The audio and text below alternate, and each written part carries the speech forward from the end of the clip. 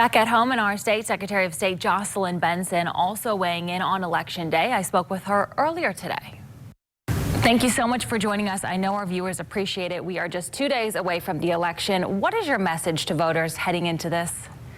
Well, if you have not yet voted, make a plan to vote between now and 8 p.m. on Election Day. And you still have options. If you want to vote tomorrow, Monday, you can do so by going to your city or township clerk's office, getting a ballot, and you can fill it out and return it right there. And of course, you can vote on Election Day as well. Polls will be open 7 a.m. to 8 p.m. And if you do vote in person, we ask you to wear a mask.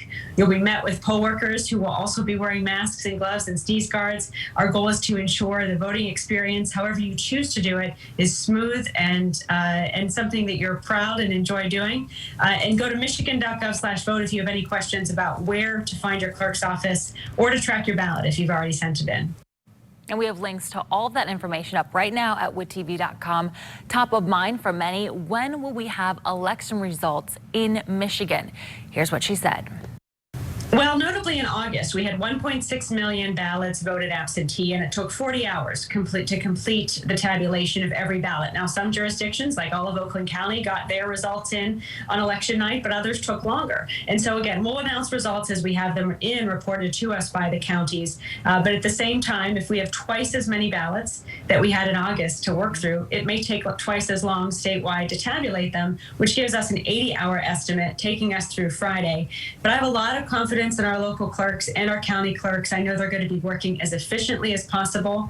In some places, we've increased the number of ballot tabulators and also people working the absentee counting vote to make sure that we're increasing our capacity. So we may get done sooner. I'm hopeful that we will. But if it takes until Friday to tabulate every ballot, we want people to know that that's only because it's a reflection of the system working and of every vote methodically being secured, validated, and then tabulated.